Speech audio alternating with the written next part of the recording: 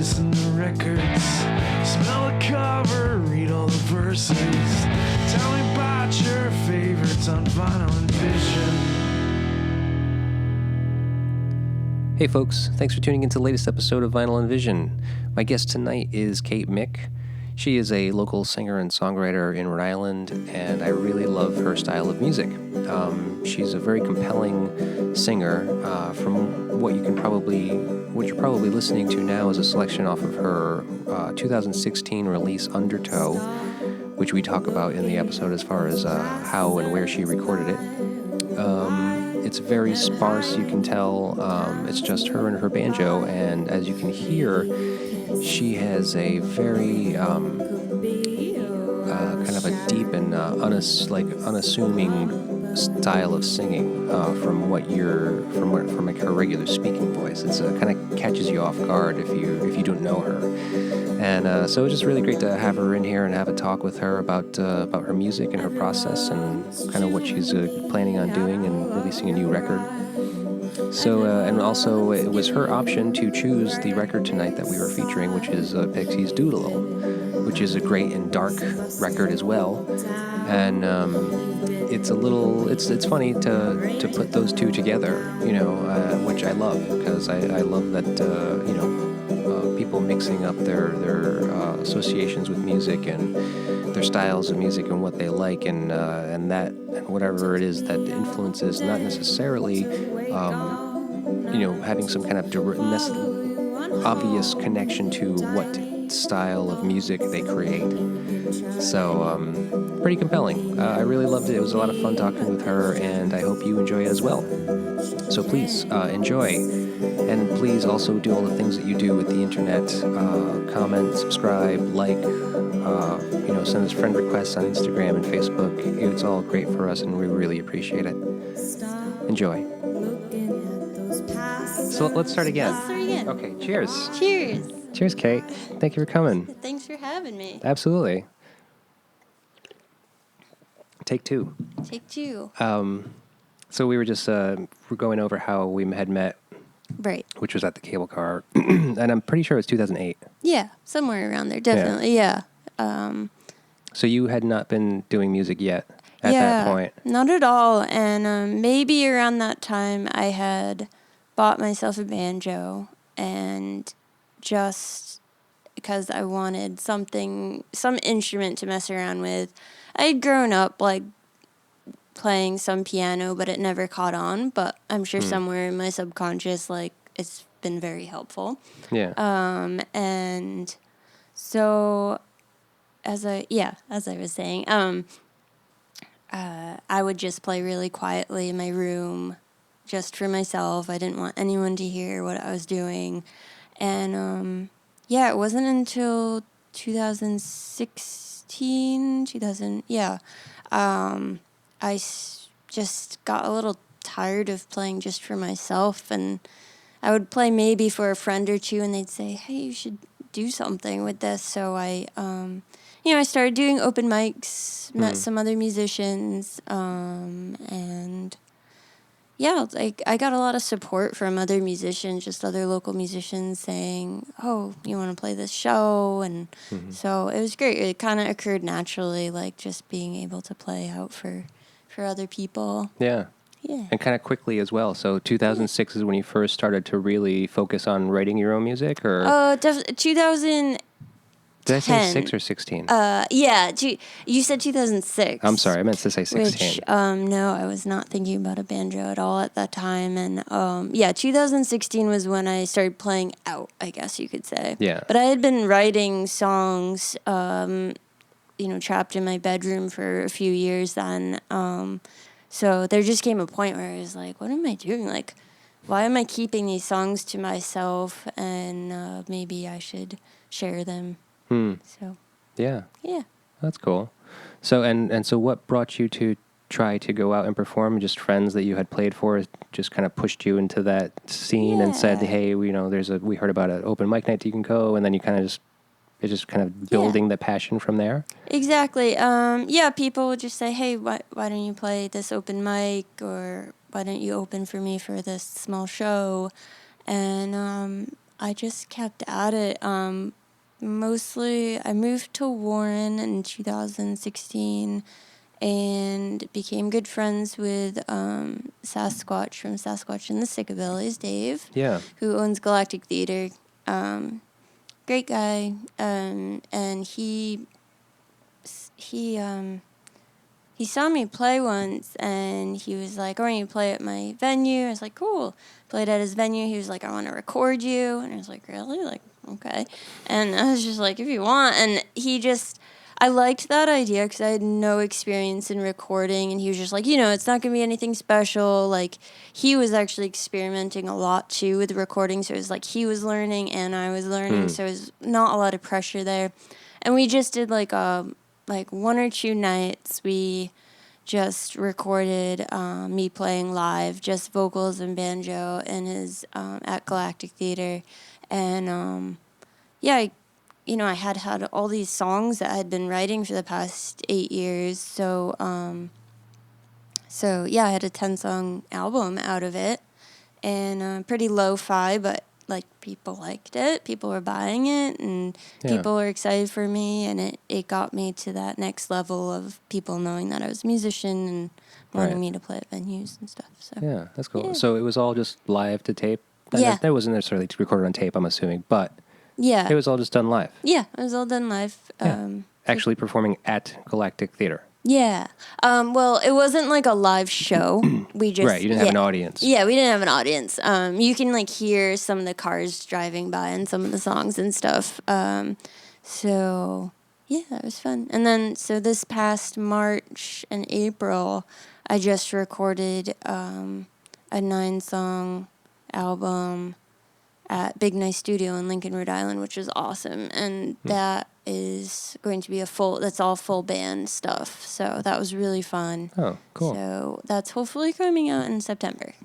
Nice. Yeah. Do you have plans to press it, or just CDs and Just CDs. digital downloads? Just CDs for now. Maybe down the line, if I can make some money off of it, I'll make some vinyl or... Yeah. Well, what about the GoFundMe or like some kind of crowdsourcing? Yeah, I could do that.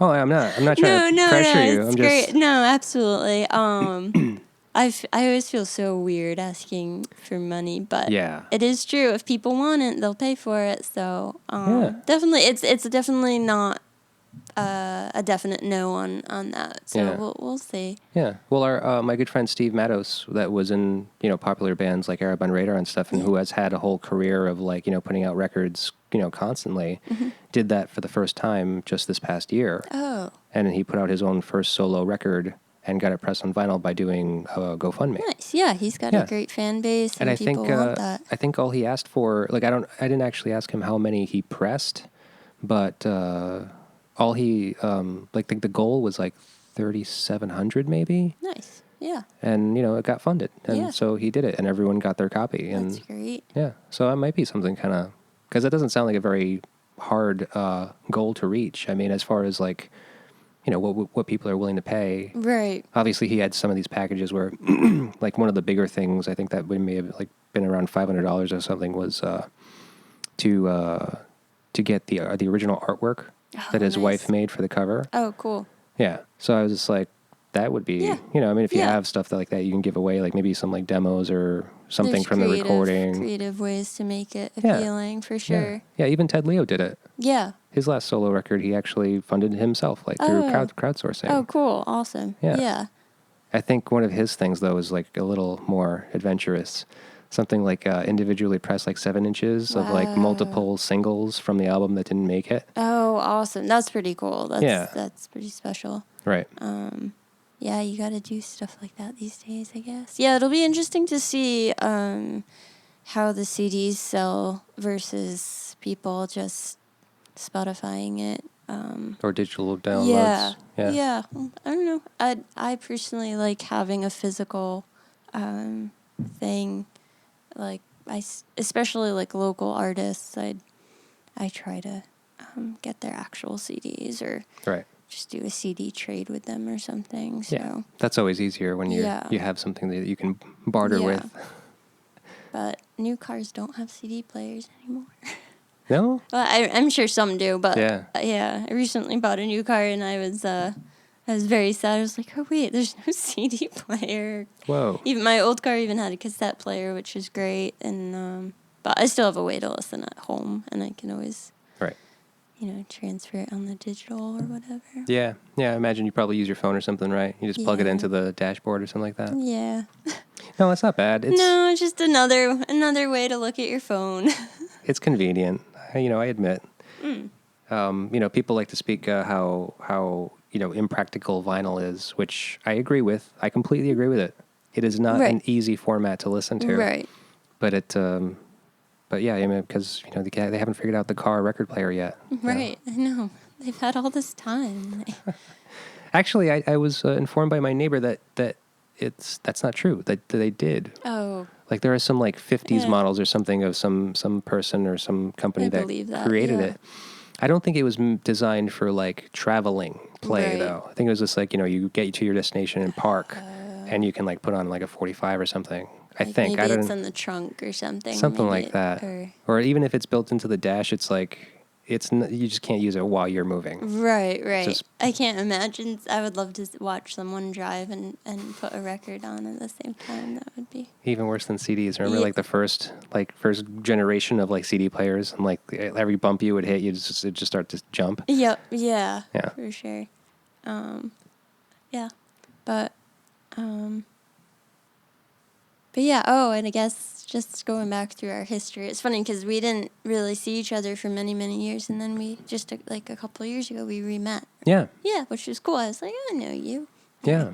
Yeah. It was very strange because I didn't know that you were a musician, and I Yeah. ran into you, and I believe you were performing. Oh, really? Yeah, I can't quite remember where we re-met, but I know I was like Yeah. hanging out with Anthony and Right. from Barn Burning, and I was like, oh, I know your friend somehow, and there's like, oh, the cable car. Yeah. Yeah. That's right. That's cool.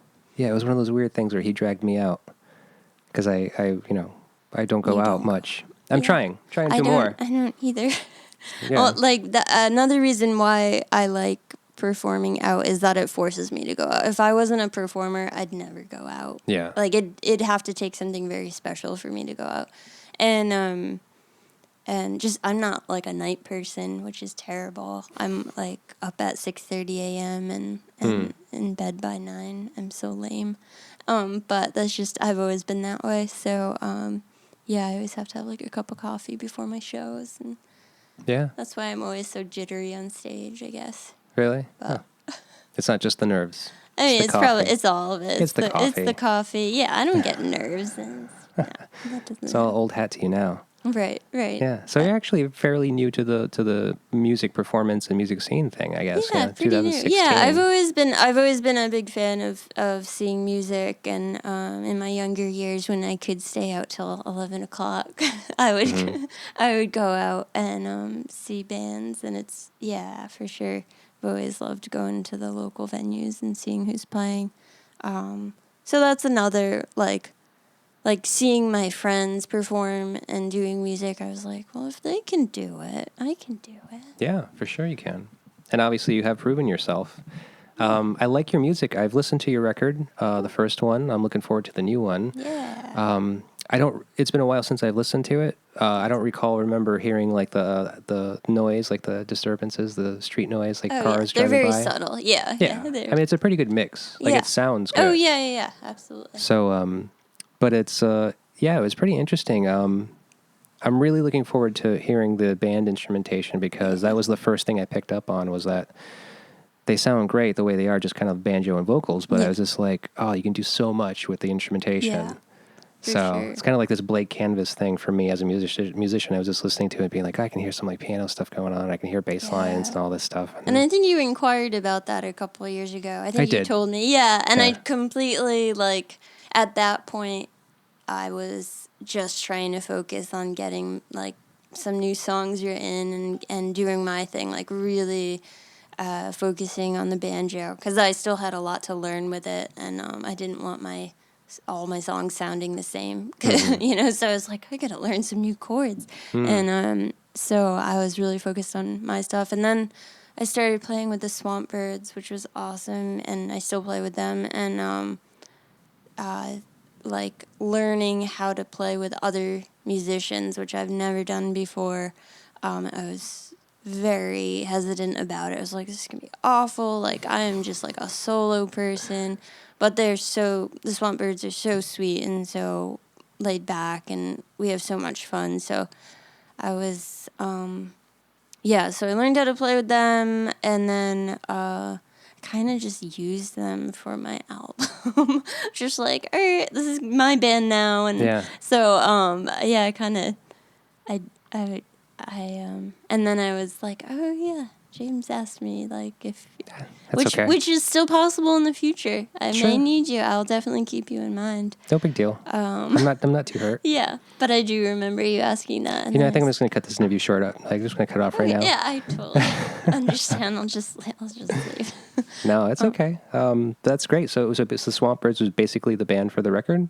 For many of the songs, not all of them. I think all of them are on at least 2 songs, and then I used Brian Jablonski and Pedro, who does drums a lot. I used them on like 4 or 5 songs. And then I had a couple other friends that really wanted to be in on it, so it just kind of worked out that way. And it was like a blank canvas, and it was really exciting because I had written these songs, and then when I went back, I was like, okay, what do I hear in this, and like, what style musician do I want in this? And it was really fun to kind of put together and see what friends came up with. And So it was pretty loose. It's not like you had everything worked out, like what you wanted where. Yeah, only like it was a little half and half. Like I was, I don't play guitar, I don't play drums, so I'm not one to say like, do it this way. I really trusted in whoever was playing that instrument. But there's definitely times where it's like, I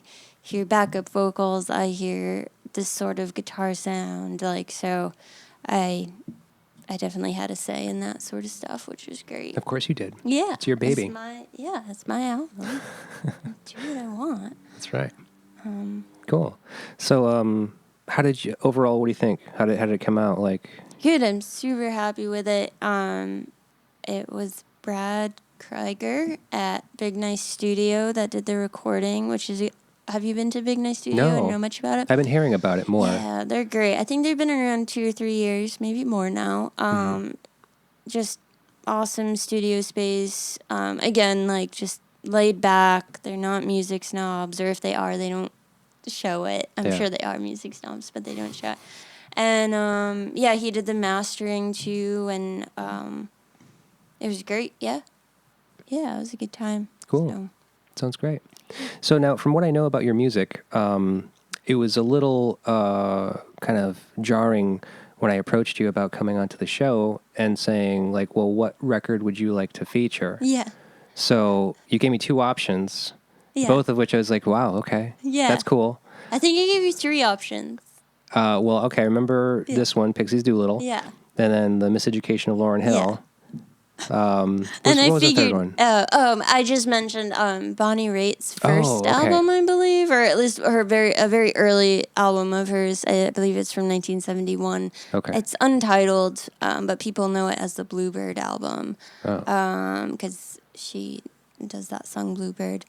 But yeah, because I got so excited, I was like, oh, like my favorite albums, and then I told you Lauryn Hill, and I was like, he's gonna think I'm really weird. No, I mean, and then just because it's so different from my music. Yeah. As well as the Pixies, but I see similarities in my music with the Pixies, but not it's everyone. dark. Yeah. Little dark, kind of little gothic, yeah. Totally. For sure. Like religious undertones and death. Yep. Yeah. Yeah. Dismemberment. Yeah. Decay. Actually, I'm a huge metalhead now. I listen to a lot of Swedish death metal. Really? Yeah. Oh, wow. So, which has been really fun to get into and realize that what type of metal I like. I do not like progressive metal. But I'm really into the doom metal and the death metal. Really? Yeah. You've been to any shows lately? No. You didn't want to go to the show? No. I think it'd be fun. And, it's a little scary. It's a little too scary. Yeah.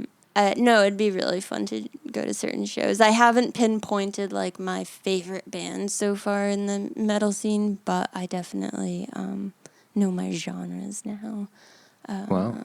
So I'm impressed. Yeah, mostly thanks to my partner Adam, who's a big metalhead and has, every time we get in his car, it just goes right to his like shuffled iPod phone list, It's a whatever, playlist of some sort. and I'm always like, oh wow, like I like this song, and Cool. like getting used to it. And he's like, yes, this is doom metal. I was like, oh, I can see why. And Doom, yeah, it makes sense. yeah.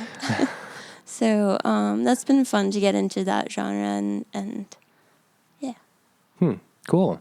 Well, I'm not totally surprised. I mean, it is surprising. Yeah. Because unfortunately, we develop these like stereotypes about people. Like you kind of get an impression based on the interactions that you have with people, and sometimes, unfortunately, even the way they look. Yeah. So. Oh, it's haunted me all my life. Yeah, I'm sure. I have stories. I have stories of just wanting to be a shepherd in the Christmas pageant, but they made me be an angel, and I just wanted to be a shepherd. I can see a shepherd. Yeah. Sure. Yeah, thank you. But no, I had to be an angel because I had blonde hair. I was very upset. Fair skin. Yeah. It's So. And you're female. I think that kind of helps with the angel thing. Yeah. It might have been one of those, like, all the boys are shepherds and all the girls are angels or something. But I kind of just remember being very upset being typecasted. Yep. Well, unfortunately, it happens a lot still. Yep.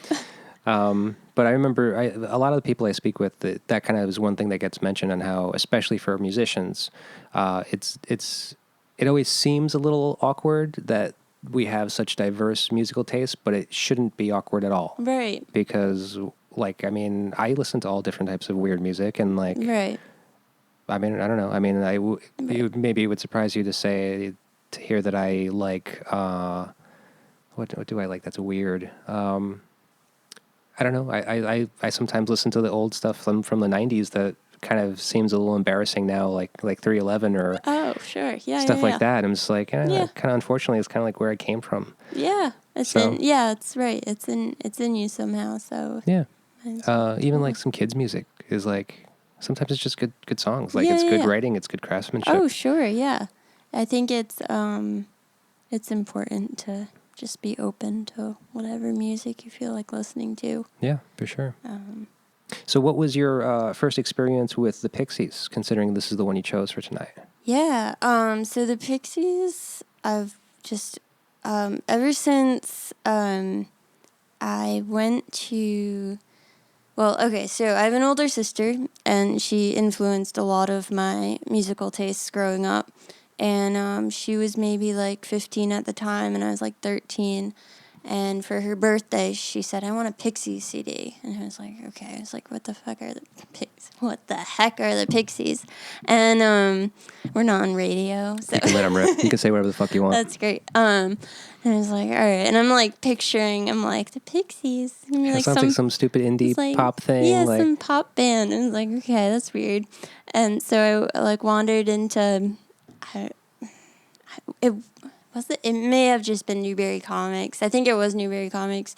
And I go to the Pixie section, and I'm looking at all the CDs, and I think I grabbed their Come On Pilgrim album.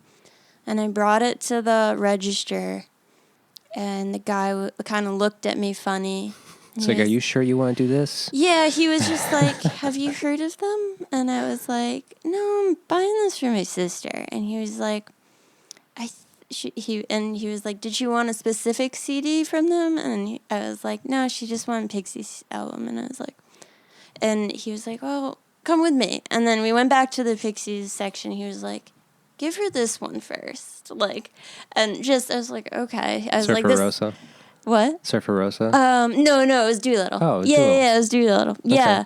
And I think it was anyway. Maybe it was Surfer Rosa, and then we got into Doolittle or something. But it's so weird how the record store guys do that. They're like, and I mean, but in a way, like helpful. if someone did that to me now, I'd be like, "Shut the fuck up! I know what I'm doing." Yeah, but I was 13, and he probably was like, he probably was trying to be like, "I want you guys to like the Pixies, so start with this album, and then you can go on to Come On Pilgrim later or something." Yeah. And he was right, because so we listened to it constantly, and we loved it, and it was just like fun, and because there is like a poppy feel to it. Oh yeah. And we were mostly listening to rock at that time anyway, so it wasn't anything too crazy for us. But yeah, we would just listen to it, and like Debaser is the first song on it, and it's super poppy, and then you like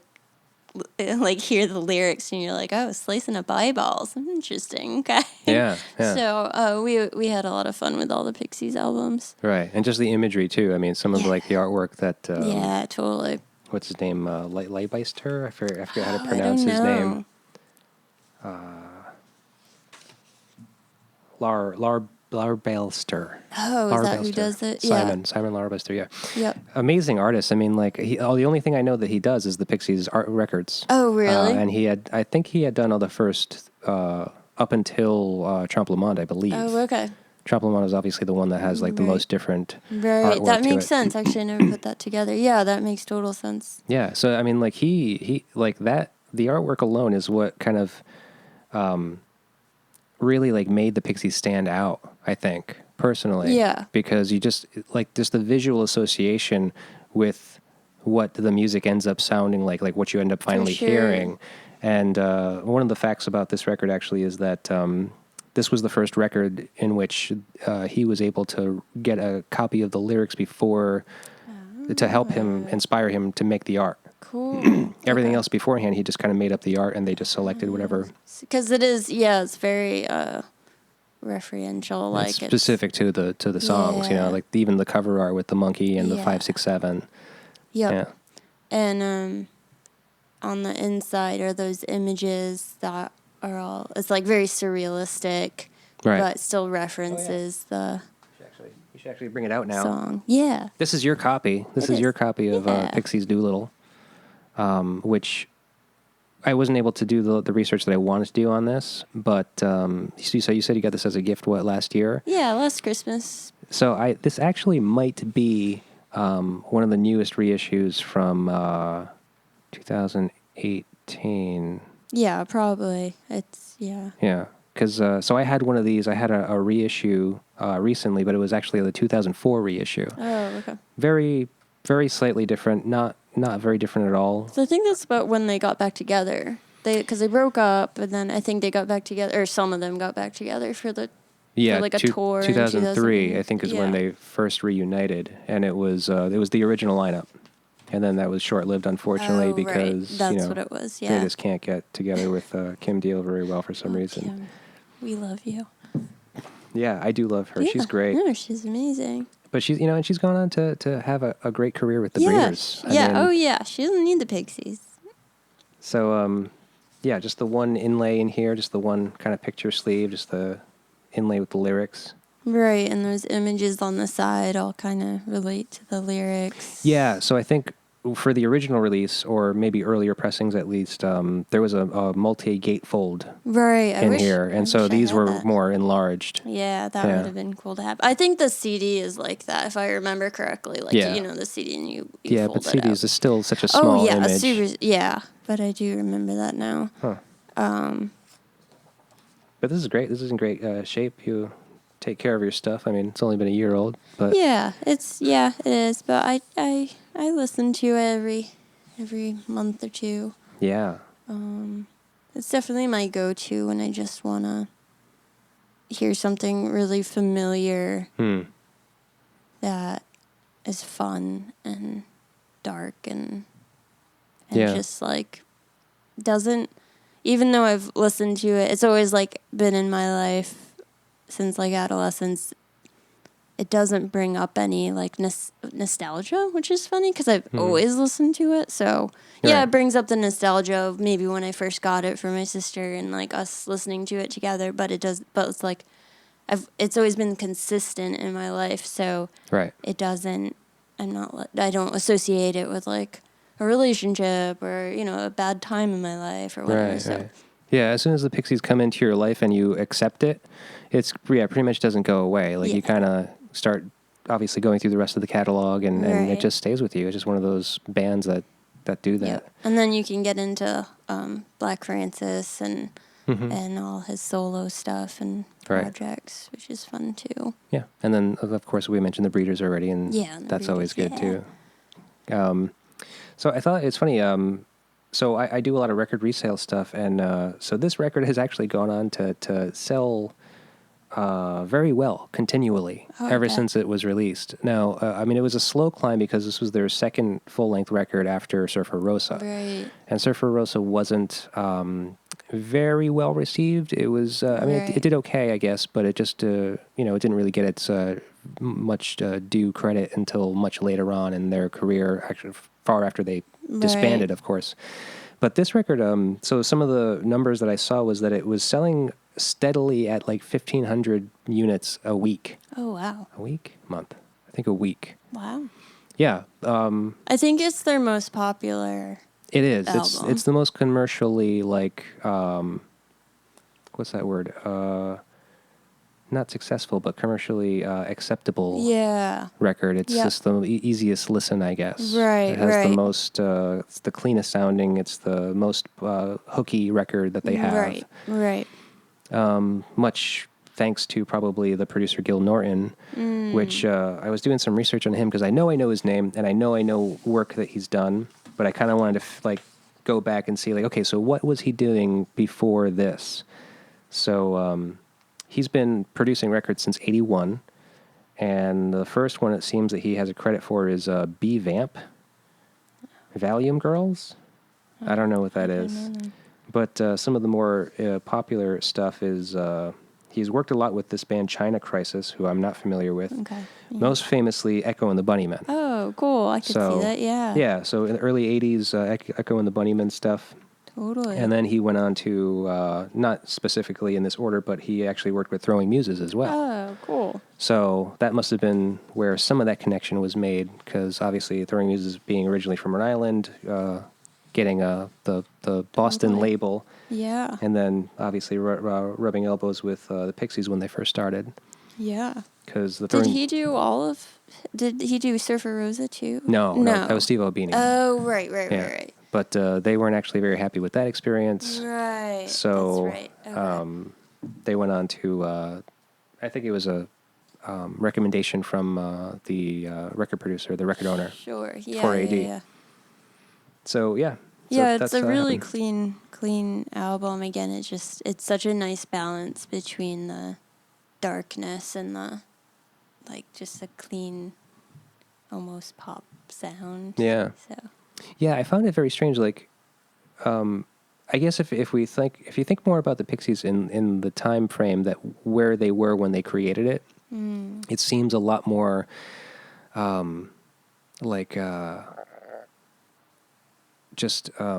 don't know how to say it exactly. It seemed more experimental and more kind of out of left field than it does now. Sure. Oh, yeah. So you said that when you were 13, you got this record for Yeah. your sister. So what year was that? I was late 90s. Late 90s? Okay. So it was already 10 years after the fact. Yep, exactly. Yeah. But they were, late 90s, they weren't together anymore. They broke up in the early 90s.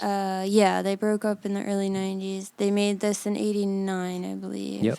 And, so they were, I remember learning that they broke up, and I was very sad. I was like, oh, I'll never see them.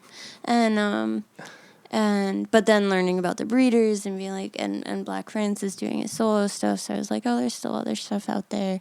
I think my sister must have just learned about them through listening to all because Kurt Cobain was a huge Pixies fan, Right, very famously.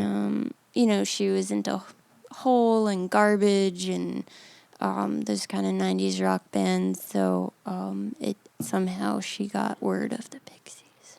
Yeah, it all ties in together, especially that Nirvana connection. Yeah. Which I think is funny.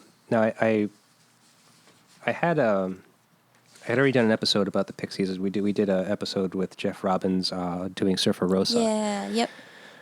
So that was really cool because he was actually a performer in that time frame, more mid to late 90s, I guess. But I thought it was interesting. I meant to mention this, and I didn't have this with me at the time, and I kind of got off track. I got off topic because I do that when I talk sometimes. But so I think it's very strange that Nirvana was so influenced by the Pixies when they were basically like conceived at the same time. Right. Because the Pixies started really working as a band in '86. Didn't put out Come On Pilgrim until '87. Okay. Surfer Rosa came out '88. Oh, okay. And Nirvana, Bleach was released in '89. Oh, really? So they were already a band as well. Like, so they literally were probably bands at the same time on separate coasts. Right. And so I think it's funny that, I mean, It this must have just got thrown in Kurt Cobain's hands, and like he just probably listened to it all the time, and right. I mean, he took to it immediately. Clearly. Right, exactly. And like he has, famously gone on to say, like, the Pixies are so amazing. Like he basically had wished that he was part of that band. Oh yeah. But so Nevermind came out in '91. Yep. So by that point, I think discography-wise, the Pixies had probably already released Bossa Nova, their third full length. Because Trompe Le Monde, I think, came out in '92. Wow, they were one. Or maybe '93. That sounds right. Yeah, they just. See, and In Utero, In Utero came out in '93. Wow. And that's Nirvana's last they were record. side by side. I wonder if they ever played together. Like I don't think they ever played together. I know that the Breeders opened up for Nirvana. Oh, cool. At least once, at least. But no, I don't think. But so the thing being is that, I think that Frank Black had this chip on his shoulder about how, everyone knows Kurt Cobain loves the Pixies and wishes he was part of them or whatever. But they had so surpassed him and eclipsed that band success-wise so quickly. Right. And that's all he ever gets now. All Frank Black ever gets told about is like, well, this guy Kurt Cobain loved your music, and he was the most influential person of the '90s. Right. It's kind of a double-edged sword. Yeah. It's like, oh. Right. And then, I feel like Kurt was nice enough to mention a lot of underground bands that he was a fan of that did bring those bands a lot of fame. And it is funny that it's kind of, it's that sore side in Frank Black's. Yeah. I don't blame him. In his ego. But he's still alive. So. Yeah. He's still able to carry on and now, reaps the accolades that he's always wanted, or at least has, rightfully earned. Right. And I actually, I had like a fan moment with him, Charles Thompson, I believe. Yeah. Yeah. And because he lives in Western Mass, and I lived there for a few years, and I worked at a museum, and it was a museum based on illustration, so it wasn't necessarily a kids museum, but a lot of kids came because there's like illustration. It was based on picture books, and I was like guest services, so I would just like be bored at the desk, and he walks in with his kids.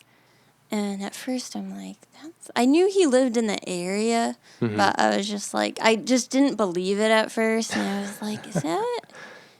And I like charged him and everything because I wasn't convinced. I was like, that's not him, because he just acted, he's so normal. He's just like a dad. He's just, and dads are dumb. Yeah. No, they're just so normal. Yeah, no, I know. He doesn't act like a rock star. He doesn't act like he's one of the biggest bands, and so anyway, I'm just like, here you go, give them their tickets. They like run along, and then like I'm just sitting there for the next 10 minutes, like spaced out, trying to figure out if that's him. And I was like, that's totally him. And I was like, I really wished I just like gave him some free passes and was like, you're cool. And like wasn't all like fan about it. Wasn't, I know. Yeah, like I know you. It's okay. You guys go along. But so that was fun to just like run into him. I guess. But you didn't make the connection. You didn't say, hi, hey, you're Frank Black. Hi, nice to meet you. No, I don't know why I was like super unconvinced. Like, why would he be here? Like, he doesn't do normal things. I'm like, yes, he does. He has a family. Like, yeah. So that was pretty cool. Oh, that's great. Yeah. Well, maybe someday. You'll And if get and if I did, like, if I was so convinced it was him, I probably would have been super awkward and just like, I love your music. And, like, he would have felt really strange, and his kids probably would have rolled their eyes and hated their dad for the kids especially. Yeah. Yeah, it's like, oh, he's getting it again. Yeah. Some fangirl coming on. But it's like, what do you want him to sign this time? yeah. Right. So. Well, that's cool. Yeah, it's nice that he has that local connection too. Like he went to UMass Amherst for a couple of years. I think he has that song about UMass, and then. Actually, I had heard that I don't know how true this is. So if anyone wants to back this up for me, please feel free. But I had heard, and I don't remember where exactly, that when he was doing some of his solo work, he would actually come down to Providence open mic nights and test out some new songs. No way. Yeah, and he would basically go unnoticed. That's I mean, awesome. Yeah. Right, because he was probably in Boston at the time, or probably, or at least in Western Mass, and just kind of like hit some off night, open mic night. It's like what those are like. You get a few people in a room, you get 20 people, maybe mostly all the musicians. Yeah. Oh, that's so cool that he did that. That's awesome. I think that's what I heard. I don't know how true that is. Well. But it makes sense. I mean, it does. You got to test out some new material. It's just like, and why you not? want to do it, like, he probably couldn't go to a Boston open mic because they're probably busier, and it's more of a chance for people to notice him. Well, plus you want like a non-biased opinion. You don't want some like non-biased feedback being like, okay, these people liked that song. Good. Right. Okay, like that's what I wanted to know. Right. Because as soon as you say, hey, this is Frank Black from the Pixies, everyone's just like, oh, it's going to be fucking awesome. Right, exactly. Maybe he'll play a Pixie song. It's like... Right, but he just wants to do his own thing. That's pretty cool. Right. Yeah. So maybe, I don't know, that would be cool. That would be cool if he did that. So one thing I wanted to ask you that I kind of forgot about was the banjo. Why the banjo and how the banjo? Yeah, I don't even know. Mostly because I wanted to try an instrument. Like, I wanted to play an instrument. I had some piano lessons when I was a kid, which was great, and maybe learned some basics to that. It never caught on. I just, like, wasn't into practicing like most kids are. And I just was like, this is fun. Like, I like this, but, like, I wasn't attached to it. And then didn't play anything for years. I saw someone... I would sometimes pick up, like, my friends' guitars, like their acoustic guitars, and mess around on them and just, like, see what I could do on them. And they just always felt so bulky, just especially acoustic guitars, and they just felt awkward. And so I was like, oh, it's probably not my thing. And, playing guitar, you really got to get used to all the awkward hand movements and power chords and all that. And then I discovered the mandolin for like a year because I was like, oh, it's small and tiny, and like maybe that's more my style, because I was getting really into folk music too. And I played that for a year, and it was really fun. And then I just kind of came to a stopping point with it where I just didn't, I don't know if it was like a skill level thing, or I just got kind of bored with it. And then a friend of mine had a banjo, and I picked it up, and I was like, oh, this feels perfect. Like, it's not too tiny like a mandolin, where you, like, the frets on the mandolin are like 2 inches. Like, it's like really tiny to fit all your hands in there. They're all double stringed on mandolins. And then it didn't feel too bulky like a guitar. The banjo has an open G, so you can literally just sit there and strum a G or finger pick with a G and practice that. So, and my friend showed me a few chords, and I just took to it, and I was just like, I love this thing. It's super easy to play. I don't play like a finger-picking bluegrass style. I play more of like a strummy style. So I'm not very technical with it. I've become more technical with it, and like definitely do some finger-picking now, but nothing like, It can be wild. Yeah, it can be wild. So, so nothing like the great banjo players, but it's still fun. So yeah, I just took to it, and I was like, this is fun. And it's not like, you go to those open mics and it's just like, oh, another dude with a acoustic guitar Yeah, it's playing true. a 6-minute song about God knows what. Like, Right. so I was kind of tired of just guitars in general. So It makes sense. I mean, yeah, it's a very unique instrument, yeah, it was a refreshing sound. and especially for like a singer-songwriter style, like, you know, being that predominant instrument and that being your primary. Right. So like, 'cause your whole first record is just you and your banjo. Yep, that's it. Yeah. Yeah. So that's very cool. Yeah. So I just went with it. I was like, all right, this is the first instrument that I've felt like a connection with and felt really comfortable with. So, yeah. Weird. So have you considered like maybe any other instruments like? Or... Yeah, I've been learning guitar. I got an electric, which is great because it's not like as bulky as acoustic, and yeah, I got an electric guitar. I try it out every once in a while. It's really fun. I got to take some lessons or something just to get some techniques down. But I haven't written any songs on it. But what's going on over there? Oh, I'm just gonna do some video detail about the record. I mean, Oh yeah. I typically do it because I sell the record, Oh, cool. Nice. but obviously I'm not selling your record. Right. That I wouldn't allow that. No, you wouldn't want that. Oh. So what happened to your record? Did you like sell all? Oh, I sold it. Oh, okay. Oh yeah, I sold that shit for a shit ton. Oh, okay. No, I'm just kidding. Oh. It didn't sell for that much. Okay. But I think it's funny that because that's what I do, and that's what I'm interested in. Because there's a lot kind of behind like record sales that I think is very strange, having gotten into it.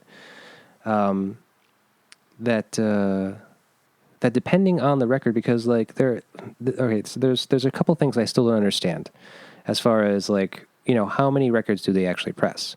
Like I had given you that number that this record has sold pretty consistently about 1,500 units a week ever since it was released.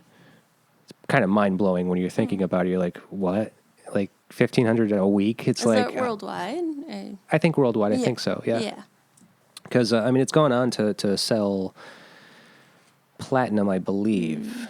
I can't remember the exact statistic now, but I know that as of 95, I think it was 95, it went gold, which means 500,000 units were sold in the U.S. Yeah. U.S. and U.K. are a little different, I guess. That's also very strange. Right. So, you know, so with that being said, okay, so we know that there's like 1 million copies of these floating around, but they vary from obviously pressings from 1989 all the way up to now, 2018. So what constitutes the value of that record? Because, I mean, if you look up some early Pixies records, maybe not necessarily this one, they can get up there. First pressings of most records by any For sure, popular... especially in the 90s era, because everyone was buying CDs. It's true. Well, that's the thing. There's less original vinyl from the 90s because they weren't making as much because record labels were thinking like, well, this, you know, no one's buying these. Why the fuck are we going to make them? Right. So you have some truth in that there was a uniqueness to it, but that's what drives prices for just about anything, is the uniqueness of something. Classic cars sell for so much money because they don't make them anymore. Right. You know? There's that limited edition. But the music's still there. Right. Granted, a remastering like this is most likely remastered, and this is also on 180 gram, I'm pretty sure. So the quality on this is going to be a little different. Well, I mean, pretty different from the original release. Right. But some people, I guess that's the maybe one of the driving factors of it is that nostalgia for that original sound, whatever it was, because that was the first pressing, that was the first stereo mix that ever went out. Yeah. And I guess that has something to do with it. But like I said, I'm not really completely sure. It's still kind of a mystery to me. But you still price things out. And so one of the things I was going to kind of start to do in this show, because I don't want to have to bring on my own record and pair up what record I find randomly to a guest. Yeah. Was like, well, why don't I tell you what your record's worth? Oh, cool. Just for the fun of it. Yeah.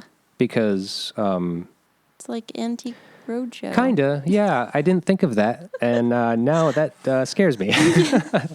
But yeah, kind of because, because there's a whole science behind, marketing a record, basically, a used record. That's it. That's me, really, because you could bring this into the record store, obviously, and they'll say, hey, what will you give this for me? And they'll say, oh, we'll give you $4 for that. Yeah. Yeah. Because they're going to turn around and sell it for like 15. Right, for sure. Which that's what you need to do in business. Right. Okay, that's the name of the game, really. But as far as a regular person like that doesn't necessarily strive to be a record seller, I think it's kind of nice to know what you have and what it's worth. Yeah. Type thing. Totally. Like when I found my friend Andy back from episode 3. I went through all of his records at his house because he knew I sold records. And he was just like, I think I want to sell them. Will you come over and just like tell me what I got? Cool. Yeah. And I'm like, okay, yeah, sure. Yeah. And I like look at all his records. I'm just like, oh God, these are like stacks of like records and like full crates just literally stacked up in a garage. I'm just like, this kind of sucks. Yeah. But we found some really great stuff. And one of them was that Velvet Underground and Nico record. Nice. Which... I mean, as soon as I picked it out, I was just like, oh, my God. Yeah. And he's just like, what? I'm like, do you realize what you have here? He's just like, no, what? I'm like, it's the Velvet Underground and Nico. He's just like, is that good? I'm like, dude.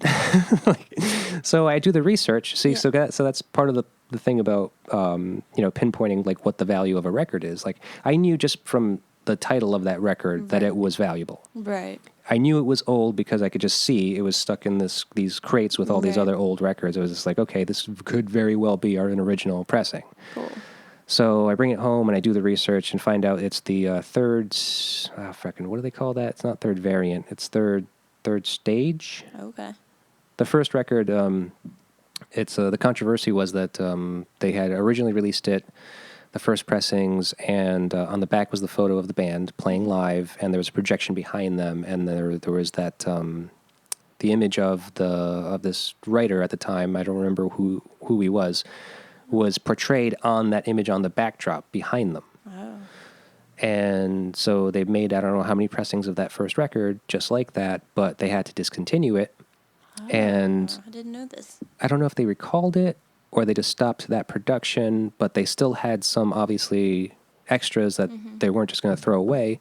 So the second stage of that release was that they put a big black sticker over the back, covering his likeness. Yeah, so it's a big black sticker that says the Velvet Underground and Nico.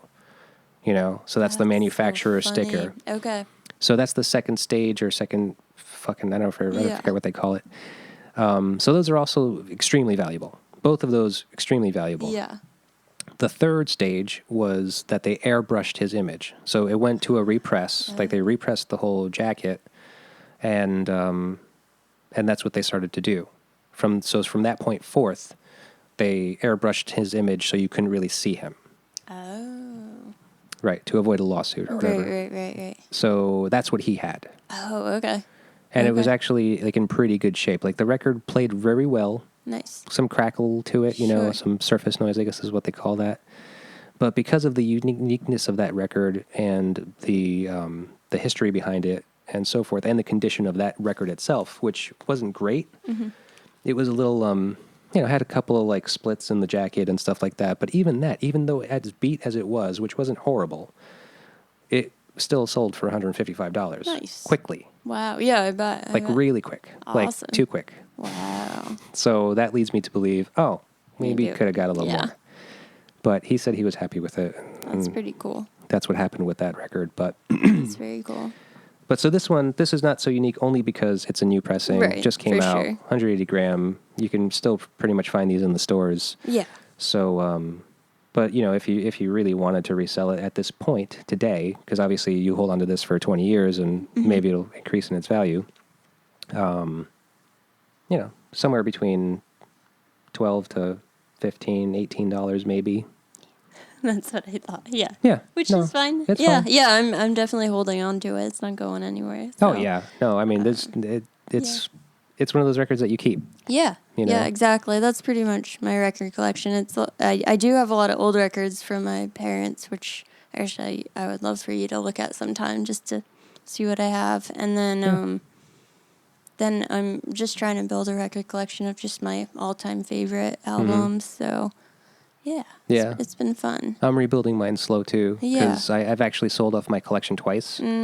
So at this point, I'm just like, damn it. I just want to, I prefer doing this, like just kind of getting random records, like records at random, like as much as I can. And then just reselling them because I still get to sit with it and listen to it. That is cool. And I like research that. it. Yeah, for sure.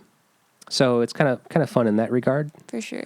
But so my collection that I'm building now is basically just friends' records. Oh, cool. Like just records that I'm buying because they're people that I know or people that are specifically people that I like that are putting out records now. Yeah. I'm not really going into the back catalog Sure. at this point. So Sure.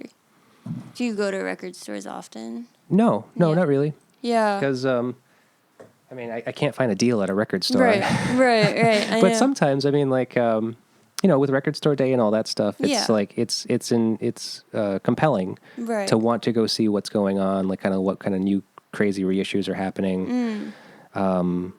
Like actually at the local Newbury Comics over here, I went in there once looking for a record, and I came across a new reissue of the Germs record.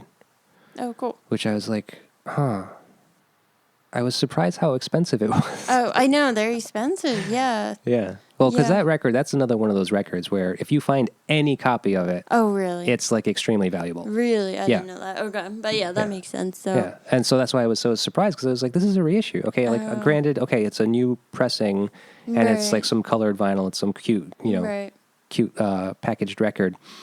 And it's a record store day special edition, limited press to like maybe 3,000 or something like that.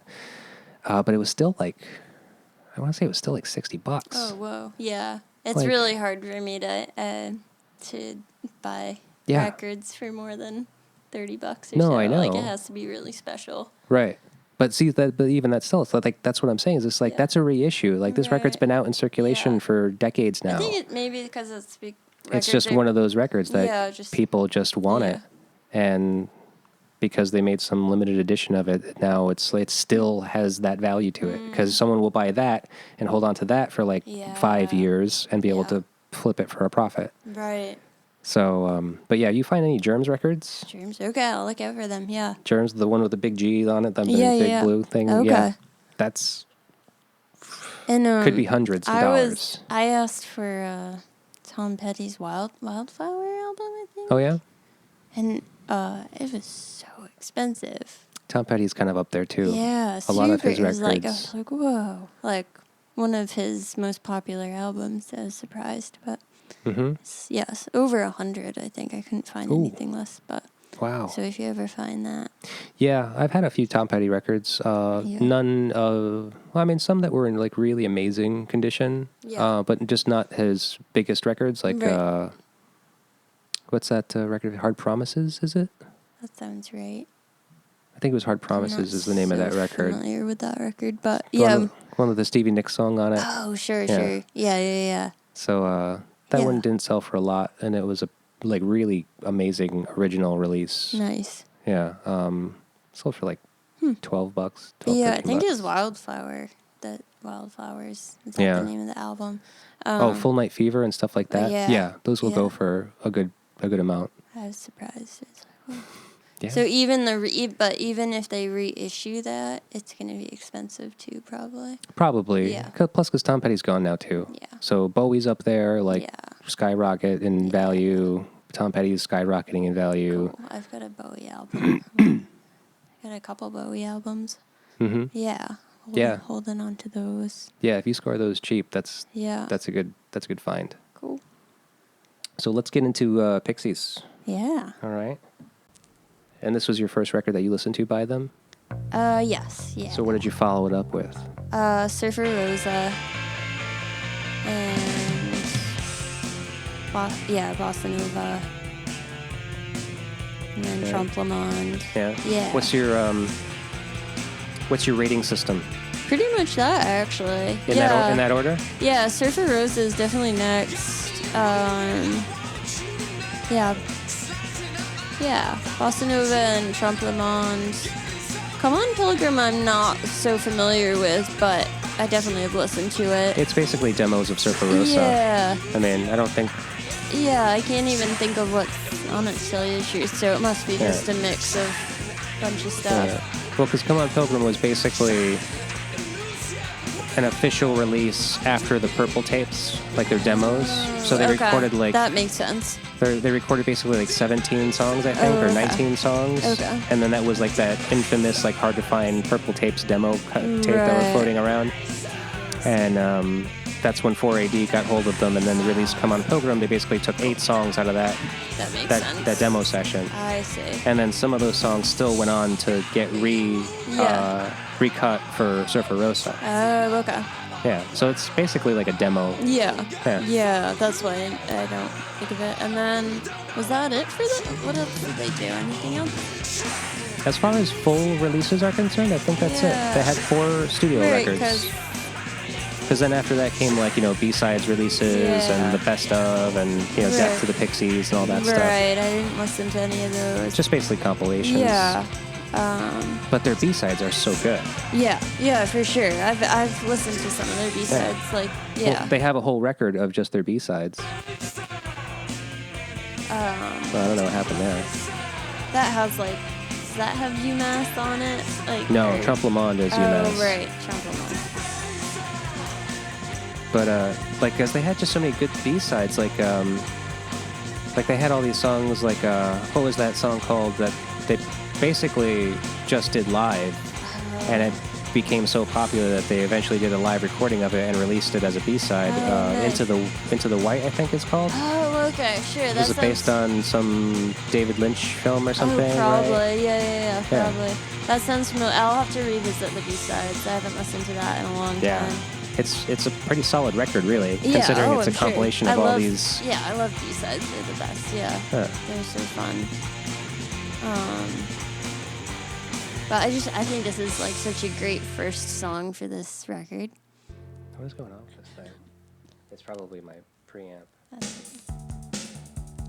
Hips like Cinderella. He's so creepy. He is. So good. In a good way, though, huh? Oh, yeah. Like, you wouldn't mind if this guy was the same. No.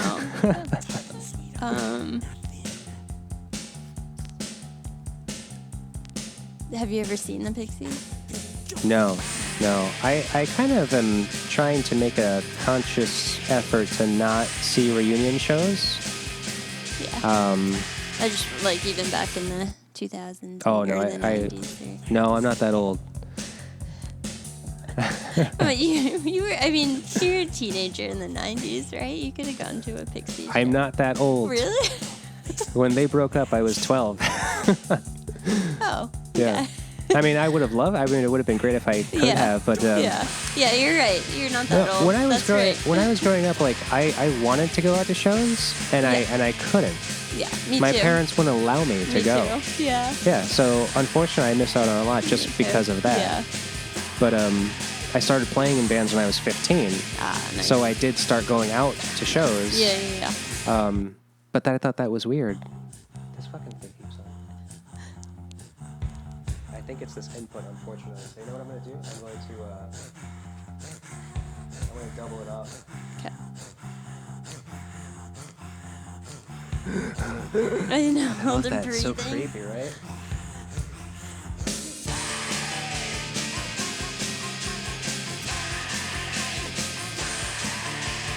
And you have Kim sounding all pristine there in the background. Yeah, she does such a good job of making it still listenable or something.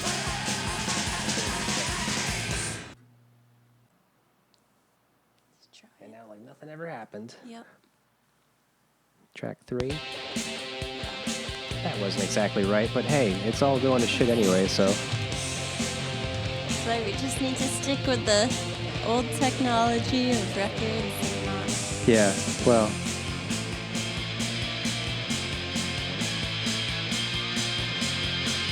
Fuzzy.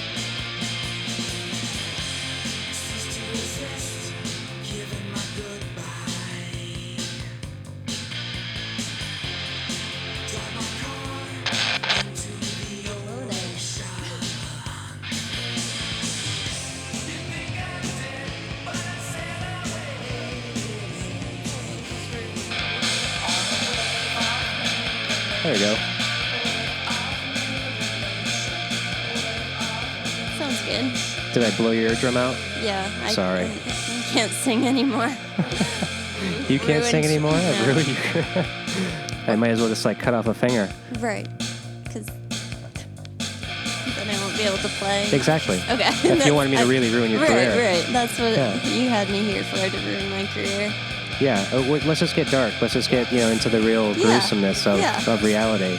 Right. Because I can have you here in my shed and I can chop off some of your limbs. Me up. That's what Frank Black would do. Sounds that way, at least. Yeah. Whether he really would or not. He seems like a nice enough guy. Yeah, I mean, he's a dad, so I guess that doesn't mean much these days. Never mind. I saw him with his kids. He was really sweet with his kids. Which famous serial killers were parents? All of them. Well, Ted Bundy became a parent after incarceration. Yes, yeah. That's a little sad. Yeah, that is sad. And weird. He was such a nice guy, too. Yeah, clearly. So handsome, so charming. Yeah. Sociopathic, yeah. Yeah. Wave of Mutilation, speaking of death, do you know where that kind of originates from, the inspiration for that song? Was it from a book or something? Wave of Mutilation. What was that from? What is I think that... he talks about like a guy... Driving off a cliff, yeah. right. Japanese people, and I'm going to say this wrong, but something about like a Japanese culture, and I guess imagining something along the lines of like the shame in one's life or something. You fail at something, you go you go past that point of shame where you actually put your whole family in the car and you drive off a cliff. Oh, whoa. Yeah. So I think that's very loosely, what that song is kind of about. Oh, freaky. Yeah. So happy I'm not Japanese. Yeah. It almost makes me appreciate that UK surf version more. Yeah. Wait, say that again? There's the UK surf version of Wave of Mutilation. Oh, yeah. It's just a little kind of more mellow. Right. Yeah. Right. I know, Wave of Mutilation. I remember just like listening to that song and be like, what is he talking about? And I'm just picturing this ocean wave. Yeah. And I'm just like, mutilation. Like, wow. Well, so I've never been one for lyrics. How about yourself? Oh, I'm all about lyrics. That's what I listen to first, and then I hear everything else underneath. So yeah, because I think of the ocean, and I'm like, oh, that's like my happy place. That's the peaceful place dangerous. I go to, and like I love swimming. I love whatever. Yeah. I grew up swimming in the ocean, and then. So when I heard Wave of Mutilation and like looked at the lyrics, I was like, oh, okay. Thanks for ruining the ocean for me, Frank Black. But it's got to bring a certain reality to it. Even if in your interpretation, you're just foreseeing it as like the actual, lyrical interpretation of the ocean. Right. But the ocean is a really fucking dark, dangerous, totally. mysterious place. We only see the coast, Yeah. We see the it's happy summer days. Yeah. It's miles deep, and it's less explored than outer space. Right. Yeah. So there's things in our ocean that we have no idea about what's happening. Right. And apparently there's a lot of Japanese cars and families in there somewhere off the coast of Japan. Yeah, probably sunk down deep, somewhere. Yikes. Never to be seen again. Full of shame. Yeah, well, hey, it's better down there than up here. Yeah, right. Keep that shame out of here. Yeah, we don't right? see that shame. Yeah. I was doing some research on the Pixies, obviously, to prepare for you coming over and bringing Doolittle. I watched the video for this. Have you seen the video for this recently? No. It's a little strange, of course. Of course, yeah. What are they doing? Well, the biggest thing that I took away from it that I think is really funny was that... is it this song, Here Comes Your Man, or is it... Yeah, I think it's this song. So they're performing live, basically, and this is gonna fucking kill me. I don't know why it's doing that. They're performing live on a soundstage. Pretty clear it's a soundstage. Look completely like just emotionless. All of them. They're all just like fairly dead-eyed. Mm-hmm. And they're just going through the motions of playing. And when the lyrics kick in, he just opens his mouth. Like, yeah, because I think it's just kind of one of those things where he really didn't care about the whole commercialism of music. Right. So it's just like, I'm playing my song. Oh, funny. That's So awesome. I could picture that happening. Yeah. That's pretty awesome. It's a pretty fun video. I mean, yeah, it's very lo-fi now in today's standards. But oh, I know, right? It's crazy. Yeah, I think it's a song. I don't know if I'm getting confused with another one, but because it wasn't Monkey Gone to Heaven. Okay. That's for sure. Or Gigantic. It wasn't Gigantic. Gigantic's not on this record. Oh right. I always think this is Gigantic. Easily confusable because Gil Norton actually did produce Gigantic. Yeah, and it was like record. kind of a hit. It was their hit. Yeah, actually, that was their biggest hit off Surfer Rosa. Right. And Where's Your Mind? I don't think Where's Your Mind was a hit because I don't think it was released as a single. Right. It just became so popular after Fight Club. Yeah.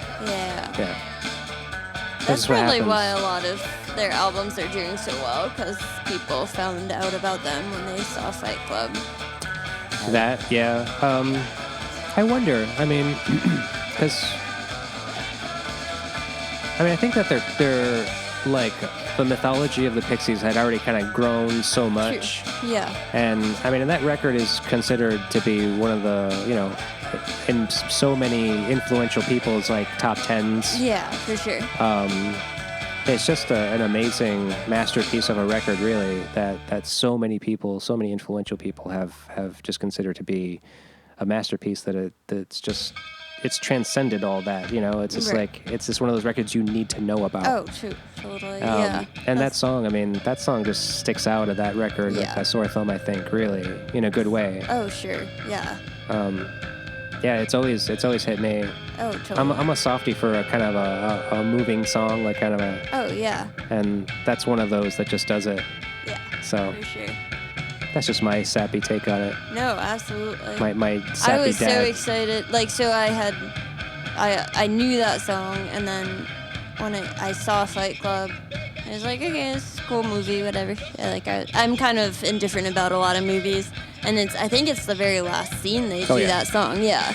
And I just got so excited. I was like, yes, they chose the perfect song for this scene, and I just liked the music, the movie rather, 10 times more after that, and I was like, I really hope this gets people to know more about the Pixies if they, for some reason, don't already know them. I fucking hate you. Yeah, right.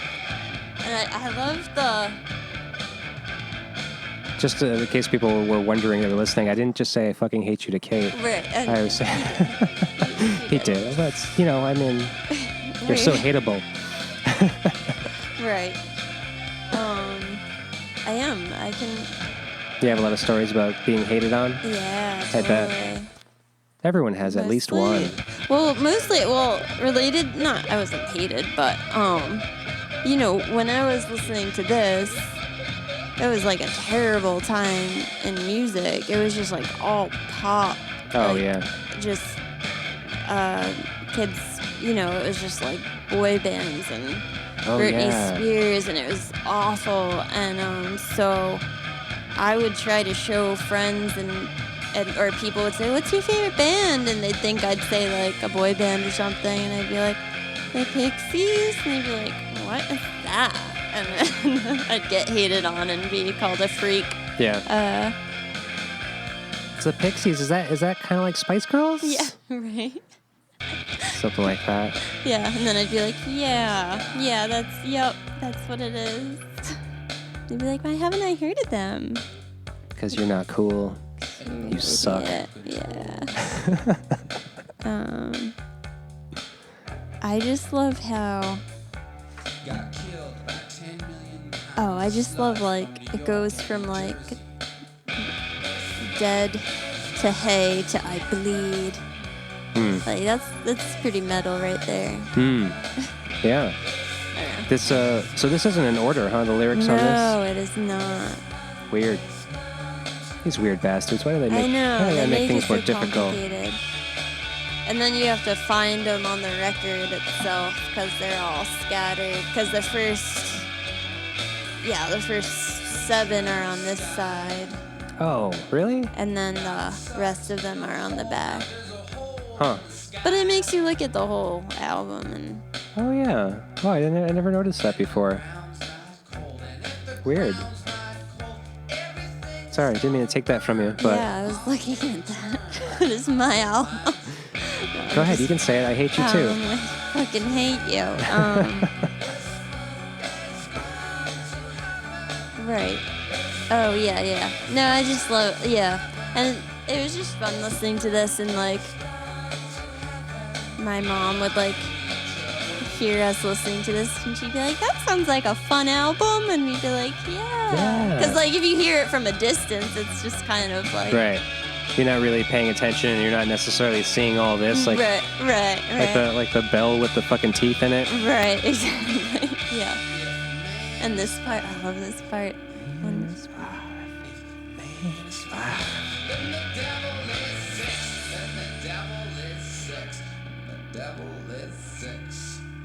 You think he's a religious man? No. This part, I love his scream there. I know. I love rocking out to this in my car. Are you a good screamer?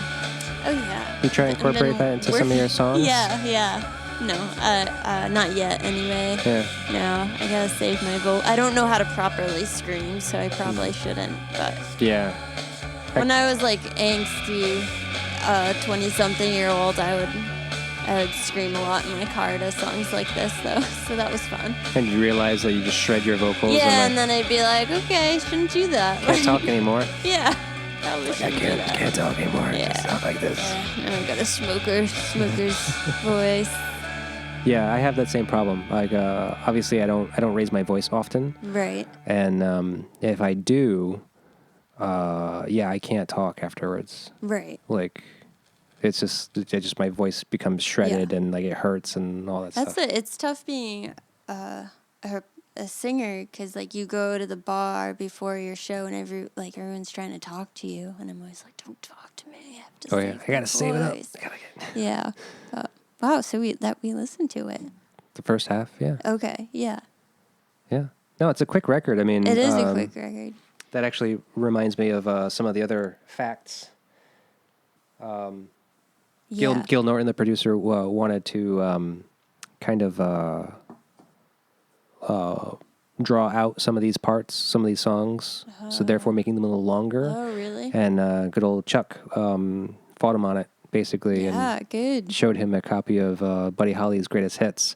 And he was just like, not one of these songs is more than 2 minutes and 30 seconds. That's so true. Yeah.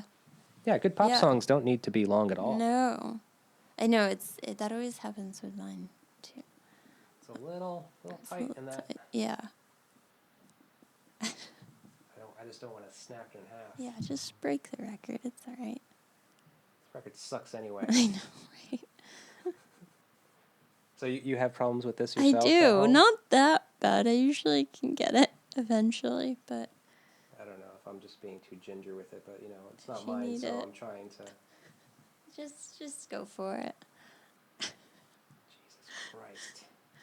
I don't usually have that much of a problem, but I've definitely had problems. I thought I broke it. I'm being a real wuss. I thought I broke it in a little bit. It used to be that bad, and now... And now it's still that bad. Just play it like that. Yeah, just do that. That's how you play a record. Ooh. That's a bad warp. Look at that. Yeah. What if I brought in the record that way? That was warped that bad? Yeah. Oh, man. A super warped record. Be like, that's got no value whatsoever. You might as well just throw that out. Throw that in the trash. And then I'd cry, and no one would listen to your podcast anymore because they'd heard that you made Kate Mick cry. How many people do you think really want to hear you cry? Good number of people have been like, yeah. just make her suffer. No, a good number have already seen me cry. So Oh, well, we're in good company then. yeah. I'm going to grab another beer. Would you like one?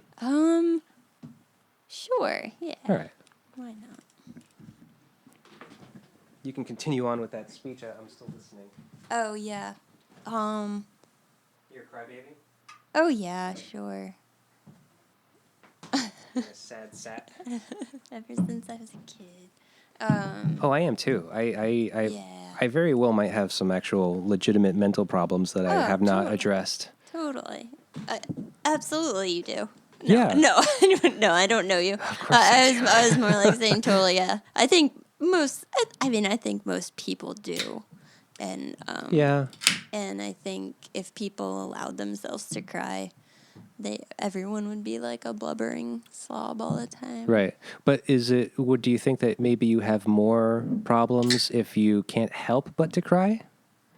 Because I know that there's plenty of people that suppress. Right. There are plenty of people that Right. won't even acknowledge that they actually, in fact, are sad or depressed. Right. I think they have more problems. Probably. Yeah, because they're suppressing them. When you allow your emotions to like be what they are, it's probably healthier in the long run, but it's quite exhausting and it's very exhausting and can definitely affect the people around you too, so that's no good. But it's probably healthier in the long run. I think it's good to acknowledge your feelings. I think it's good to acknowledge your depression if you're depressed. Totally, yeah. I might bask in it a little bit. Sure. More than I need to. Yeah. No, I think I used to. Yeah. I used to be very, very into my sadness. Now, not so much. Right. Now, do you write songs? I used to. You used to. Okay. Yeah, I kind of don't do it anymore. Yeah. I actually just started thinking about it again, but just thinking about it. Do you not do it anymore just because you? My kids hate me. My kids hate my music, so I really don't feel comfortable playing in my own house. That's terrible. They can't hate it. Yeah, no, kids suck. I know, I'm not having any. Good for you. I have... The world's overpopulated anyway. Yeah, no, that's actually my biggest reason, but then I have other reasons too. But well, the other reason that you should consider, I mean, obviously you don't need any help, but the thing that people don't tell you is that you have a child or two, and then you realize that they hate you. They hate you, but you live in fear of anything ever happening to them for the rest of your life. I bet. That's terrifying. Yeah, because the last thing any parent ever wants to ever have to deal with is dealing with their child's death. Super scary. Yeah. For or you outliving your child. Yeah. And that's the saddest thing in the world. And I absolutely love hanging out with my friends' kids and leaving. Mm-hmm. And of course, I don't want anything to happen to them, but ultimately, I won't feel like it's my fault. That's true too. That's another mind fuck. Right. Is like, don't happen on my watch. Right.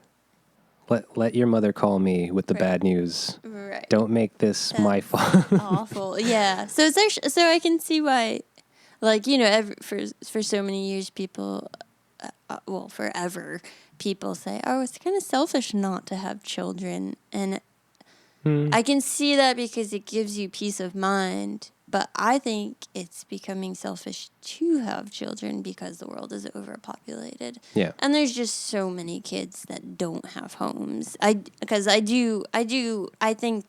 as I get older, I will get bored of myself eventually and be like, okay, like, maybe I should, like, take care of something other than my cats. A plant. Like a plant. No. Trees. I would totally love to foster a kid or adopt a kid someday, but I want to make sure, like, I'm 100% in. Oh, yeah. Like, I don't want to be, that's not something you're wishy-washy about. Right. So. Yeah, there could possibly be more guilt behind, the death of a of a foster child more than your biological child. Yeah. But there's also a lot of, I think there should be more like pride. Maybe, I don't know. The pride in killing your child if it's not your biological child? No. I mean, taking care of a child that isn't yours. Being able to Oh, yeah. No. You're being completely able right. to like love a child that isn't biologically yours. Oh, yeah. No, there's no like- more noble thing. Yeah. And I mean that very sincerely, even though we're getting really dark. Yeah. No, absolutely. I mean, And like not letting it get hit by a bus. You know? yeah. And so, anyway, it's a complicated issue, and I don't mean to guilt anyone about having kids. If you want a kid, you need to have kids. Like No, you don't need to, but go ahead. Well, it's like you Do don't it want to anyway. wake up when you're like 50 and be like, oh, You're not going to listen to me anyway. Go ahead and Right. have your children. But at least do you listen to music with your kids? I try, yeah. So- I have records playing constantly, Yeah. all day long. Okay, so Basically. that's good. They'll have a great upbringing with that. I think whatever music you are playing for them, it is going to get locked into their brain somehow. Yeah. Like somewhere in their subconscious, it's going to be there, and they might deny it for a while, but they might like wake up one like in their 20s and be like, "Oh, this stuff was cool," and like, Yeah. Oh, I think so. my dad was all right. Yeah, like, I don't know. He was trying to show us the good stuff. You know, they're just probably trying to find their thing. You know, they want it to be theirs. They don't like. I'm sure their friends like don't listen to their parents' music. Yeah. Yeah. Well, I think maybe that's the thing. Like, so as soon as they're like as soon as they can find friends that they relate to, and those friends can say, "Hey, I heard about this band Radiohead," be like, "Oh, that's the shit I was listening to when I was a baby." Yep. Yeah. You know, and then they'll be like, "Oh, okay." Yeah. Then maybe one day they'll be like, "Hey, Dad, do you know Radiohead?" I'm like, And you'll "Yeah, be like, yes, I do. I do. I only like their first 3 records." Yeah, right. And yeah, so don't worry about it. I'm sure it'll get in their brain somehow, all the good music, and then Yeah, eventually, somehow. Or music's not their thing. I don't know. People don't like music, right? There's some people out there. weird. Sounds weird to me. Kids are weird if that's what My happens. kids are probably weird. You're probably right. Like, have you ever like asked someone or I just like, does anyone ever? Are you ever like, what kind of music are you into? And they're like, I don't listen to music. Yeah. Do people do that? I think if someone said that to me, I'd be like, okay, bye. I think so, I think some people, they don't say they don't listen to music. They're just like, "Oh, I listen to whatever's on the radio." Oh, God, yeah. Yeah, that's what it is. It's like, "Oh, so you don't have a brain." Right. So you have no opinion about things. So wait, you had said earlier that you inherited your mom's records. A little bit. Some of it? My mom's and my dad's. Yeah. And I was I went through a huge, like, throw everything out phase a couple years ago. So I sold a lot of them, actually, to the Daltries at What Cheer. Oh. And I don't think there's anything too special in there. It was a lot of, like, they weren't in great shape. It was a lot of, like, Led Zeppelin and The Who and Rolling Stones. So all really good stuff. Mm-hmm. And I kept all my mom's Beatles records, which is good. And then a few other ones that I really like, some Joni Mitchell and I know there's some weird ones too in there that I still have to wrap my head around, like some strange, like obscure, like late 70s stuff. Like the Mahavishnu Orchestra or something like that? Yeah, I don't know. There's Those are some good. weird ones in there. I don't think that was in there, but I'll look that up later. Maybe. So you had like hippie parents, like kind of 60s totally. era parents? Yeah, they were, totally. They were 60s. Who knows? They might have gone stoned and listened to Mahavishnu Orchestra. Probably, yeah. There's some, and no, they had great taste in music, and I was brought up on the Beatles and all the good stuff that surrounds that. And I never was really resistant to it. Maybe in like high school when I was like, I want to listen to rock, and I just want to rock, and so I just like stay in my room and I had You're my like own Twisted Sister. Yeah, I was listening. I want to rock. rock. Yeah, that's what I was doing. No, I was just Actually, I was listening to a lot of Jewel. Oh, yeah. That was like middle school. That's your inspiration, isn't yeah. it? Yeah. Yeah, I just I want can to be see Jewel. it now. Yeah.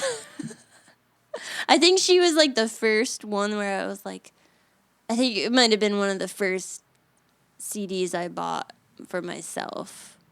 You know, I had bought like Ace of Base in 5th grade or something, but then I was like, oh, let's listen to this sad lady.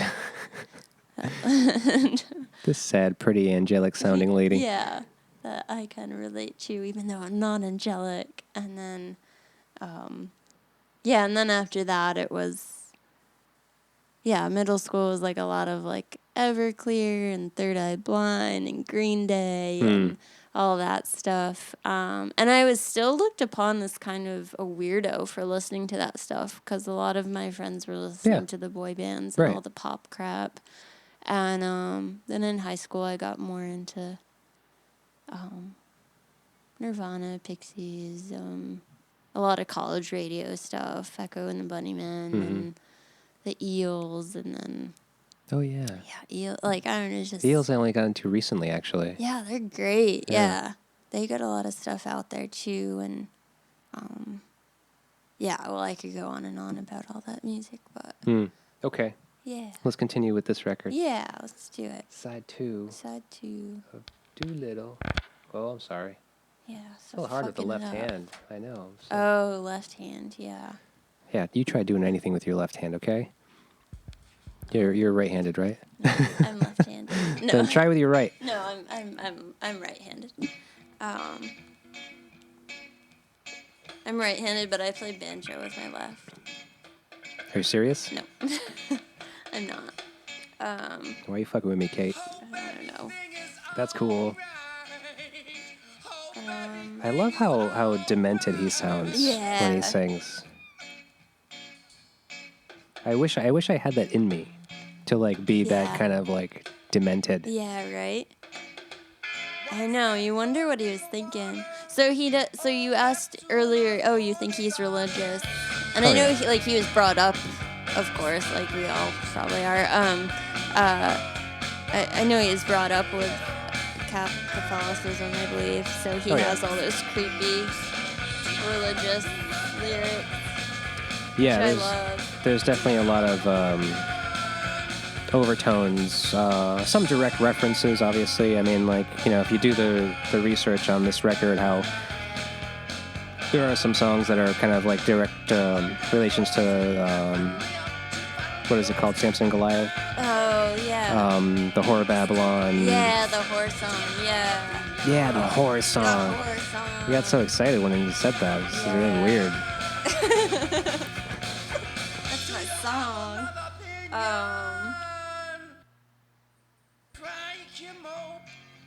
For those that are listening, I'm sorry that the music keeps on dropping out.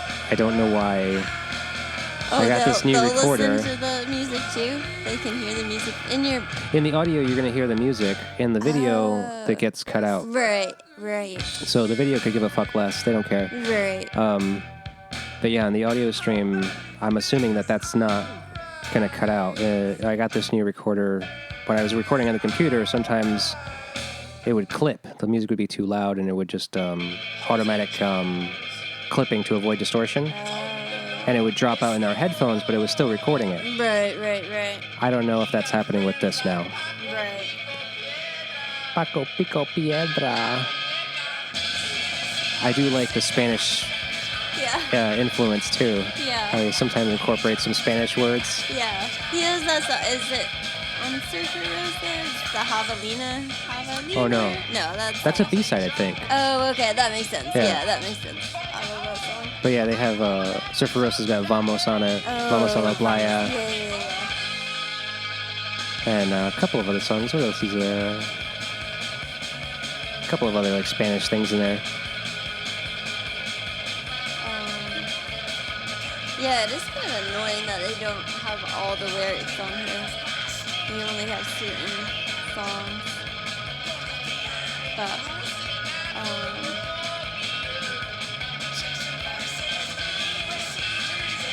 Oh yeah, this song, Crackety Jones. So, I guess this was based on, it was based on his foreign studies roommate. Oh, really? So when he had gone to Puerto Rico to do some like overseas studying, he got stuck with a roommate that I guess he based that song about. So that part where he says like chasing voices, Whoa. and like this guy was just like this. I can't remember the exact.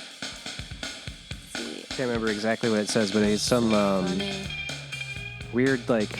So that's whether it was maybe kind of Spanish. Yeah.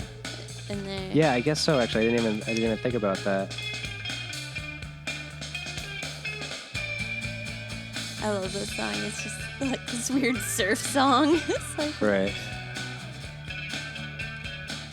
Yeah, Francis's roommate is in his soon exchange trip to San Juan, Puerto Rico, who he described as weird psycho gay roommate. oh, awesome. Wow. Yeah, like, and there was another story, like, it went into more details somewhere about some of the examples of that. Like, yeah, like, he was like, just freaking out all the time, and, like, you know, like, in the lyrics, you know, like, chasing voices. Yeah. Like, okay. Imagine having to have this weirdo here. I kind of wish I did, you know? It's just like, you kind of have to draw inspiration from some things. That's and your muse, yeah. Yeah. I don't think that's, I don't think that's Frank Black singing, right, While I Love You. No, it's Dave Lovering, the drummer. The drummer, yeah. I love his voice. It's so deep and Yeah. it's like Sinatra or something. It's like, what? Yeah, this band had so many things that, not knowing anything about them and just listening to the music, kind of like made you like wonder about a lot of things. Like, I noticed that's something that I do a lot when I listen to a band for the first time, is like when I hear the singer, I always wonder, it's like, what do they look like? Totally, you kind of picture them first. It's almost like reading a book. Like you kind of imagine. Yeah, what the characters first. would be like. Yeah. And all that. But you know, so it's like it's kind of weird to think now, knowing what Frank Black looks like. Yeah. Like. I think maybe that's why I was kind of shocked when I wasn't convinced it was him when I saw him in the museum. Like he's I so had normal seen, looking? Yeah, I was, because you know I had a picture of what I had in my head of him, and of course I had seen him like on TV and actual images of him, but I was like, can't be that normal. But yeah. This song always gets in my head. I don't know why it's so good. It's very catchy. Yeah. There's something dark about that song too, though, that I was reading about. Sure, yeah. Lava, love you. That's pretty much it. Yeah. And The whistling. Yeah, it's like super creepy. And I think that song Kim helped write. And she sings a lot of it too. So that's cool. I wonder where she got that. That's the slide guitar you saying? What was it? I think Kim does play slide guitar on that, but she helped write that song. I think it's one of her only co-writing credits on this record. Yeah. Frank Black was making a point to kind of push her out of the whole writing process. Oh, okay. Like, he wanted it to be all his songs, yeah. Yeah. I think it was this record was the last time that she ever got a credit. I wonder why. Why can't he just share it? There's that theory that, remember how you said earlier how Gigantic was a hit? Yeah. That was her song. Right. So you're releasing a record for the first time that's getting any traction whatsoever, and the song that everybody picks up on is not the song that you wrote. That's bound to like kind of twist the knife a little bit. Yeah. So I have a feeling that has something to do with it. Yeah. I also have a feeling, this is a theory, of course, that I have no evidence of whatsoever, that they probably had some kind of affair. Yeah. I think there's some talk about them having an affair somewhere. Sure. So that's never been, vetted at all. So with it just being speculation, I think it's fair to say because, unfortunately, sex ruins everything. Right. You know, it's just like when you're working together, yeah. Especially when you're working together and you're like in a relationship, like being in a band and doing music. Right. That can really have a negative effect on your ability to keep on creating together. Right. So I think that has something to do with it.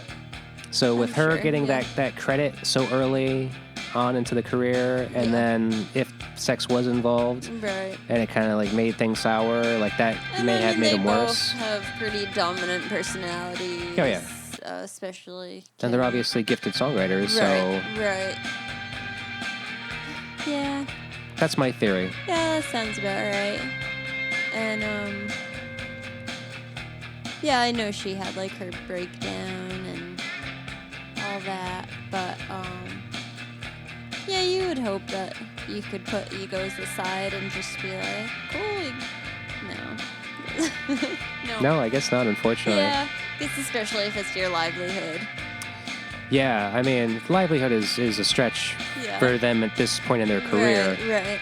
But but yeah, I mean, when it's the thing in your life, I mean, unfortunately, it seems like when you're in a band, especially when you're in a band that you're trying to be successful at, that's everything. Right. You know, it's just like you don't have a job to go back to. You don't want to go back to a job. You just want to make this work. Right. And I can kind of speak from experience a little bit, because I was in a band with a woman that I ended up breaking up with, and that made things very horrible. Yeah. And that's why I ended up quitting ultimately. I mean, there was a couple of factors, but that was one of them for sure. Sure, it adds that much more. It's just tension, Yep. And not even just like, not just in a sexual tension type of way, where it's just like just emotional tension. Yeah, just because.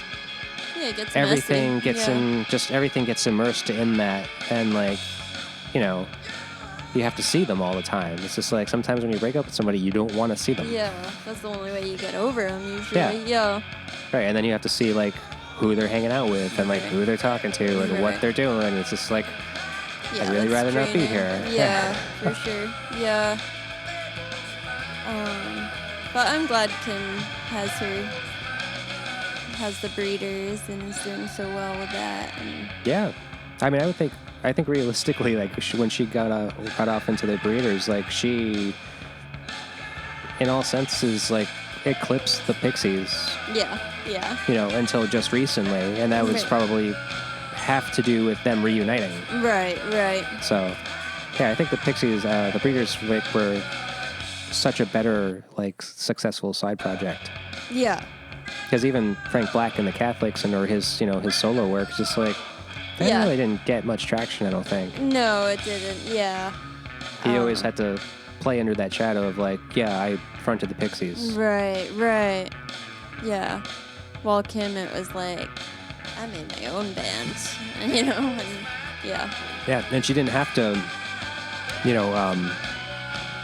she didn't have to shed the weight of, I was part of the Pixies. Right. Most people didn't even know or care. Right. It seemed like the Breeders became this band that was just a band. Right. And it was just like, oh, they're cool. Yeah. It's just like no one really thought, or I can only say that most likely it wasn't like connection necessarily directly. Right. Being like, oh, she was part of the Pixies and I love them so much, I want to listen to the Breeders. Right. Yeah. They were kind of just like, Oh, this is the horse song. I think they almost named this song Whore. This is one directly kind of related to the Whore of Babylon. Yeah. No, they wanted to name the record Whore. Oh, is that what it was? I remember reading something about that. Yeah. Okay, but they named it Doolittle instead. Yeah. That was I think a happy meeting, middle ground. Yeah.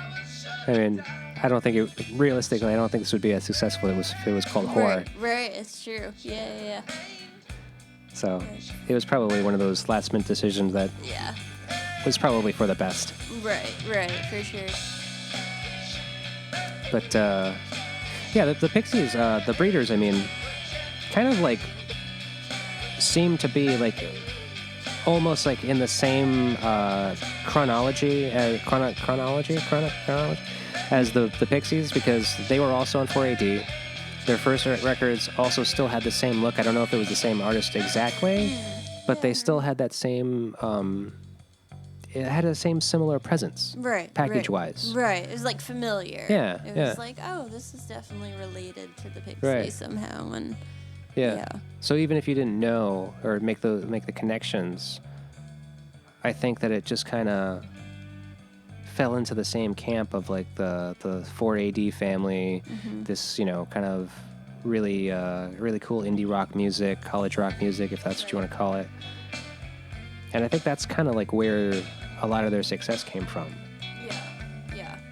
Because technically they had started before the Pixies broke up, I think. Oh, really? I think so. Yeah, I could see that. I could see her kind of being like, I want to do my own thing and Right. and getting a band together. Do you know how like the Pixies all met? Were they just all from Boston and they all? Well, Frank Black and Joey Santiago first met at UMass. Oh, okay. I believe they were roommates, dorm mates, I think. And they basically, met, Yeah. became friends, Cool. Started working on music together. And then the story is that after a few years of kind of just like messing around together and working on some music, Frank Black eventually put up flyers, basically looking for a bass player. Yeah. So the story supposedly goes that it said something along the lines of like looking for a bass player that is influenced by Peter, Paul, and Mary and Husker Du. Really? Oh, okay. And she responded to the ad, That's pretty cool. Yeah. having those influences, I Yeah. suppose, but also did not know how to play bass, Oh, really? nor have a bass. Oh, I didn't know this. So She just was like, I like those bands. Yeah. I can do this. That's awesome. yeah, that's a little ballsy. Yeah. Yeah. Totally. That's another amazing bass player that didn't know how to play bass for their Right. first recording. Right. And it's so present in their albums too. That bass, I find. She's a pretty good bass player. Yeah. I don't find it to be unique. No, I don't find it to just be find like it very like strong and present. Yeah. Like she's not timid about it. no, Yeah. I wouldn't. No, she's just not a timid woman. No. Yeah. Yeah. I think I've actually had this argument with my sister-in-law once about like female musicians, Yeah. which we were really drunk at the time. Yeah. But I came off as being very very misogynistic, I guess. Oh, what'd you say? Well, because I just didn't like. I never really found much interest in like the whole Lilith Fair thing. Sure. Yeah. I mean, like Sarah Yeah. McLachlan and some of those other like female singer-songwriters just never really did it for me. Yeah. And it's because like they all had that same feel to it. Sure. It was always, and I think it's something along those lines that I had said to her. It was just like they all play like the same style of music in Sure. like the same way. They all sing the same. It's like this Right. airy, like Feminine. yeah, like folky rock. Right. Yeah. and it's all like sad, like why don't you love me music, Yeah. instead of like having any kind of like real like depth or meaning to it. Sure. Yeah. There's Or nothing. something new, something Yeah, original. yeah. Yeah.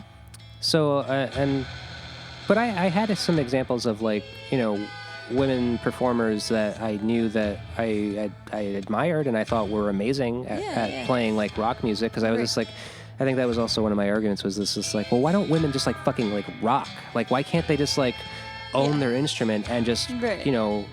like Rock with really it. Why do they feel they need to be kind of so dainty and Yeah. like because I like even the stance of some women, like when they play the guitar, Yeah. like they kind of like play it really high, and you can see how this like they're just barely touching the strings, Right. like they never like get into it. Like you see all these Yeah. guys and you see them just like fucking pulling Yeah. strings and like Yeah. and you don't see women doing that. So there's one woman I really love who I actually met 90. I think I met her in 98. She was in this band called First Lie that opened up for the band I was in at the time. Or I'm Okay. sorry, we opened up for them at the Old Met.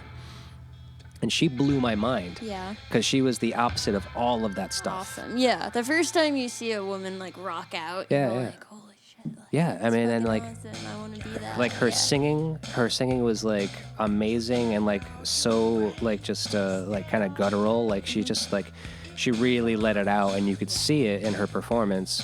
She fucking played a Gibson Les Paul. Nice. and she just fucking rocked the thing. She was riding it low, so she's like playing it like so down low. She's like ripping these solos. Nice. She's just shredding the thing apart. I was just like, she is fucking amazing. Awesome. What was that band name? First Slide. It's the only record they ever put out. Okay. But her name is Jen Turner. Okay. And she actually, I believe she went on to start playing bass for this. I can't remember the name of that band now. I'm gonna mess it up. What's their name?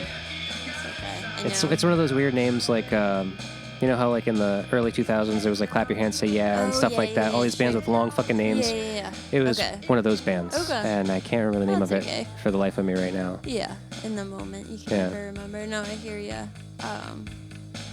But so you were kind of just railing on like Lilith Fair, kind of. Yeah, basically. Because there's so many women rockers that do rock out. But yeah, that whole Lilith Fair movement was a little much. It was just like, okay, like, yeah. It was like this whole girl power thing, but it wasn't like the Rocking Riot out. Girl. It was like it was like the opposite of Riot Girl. It was just like let's just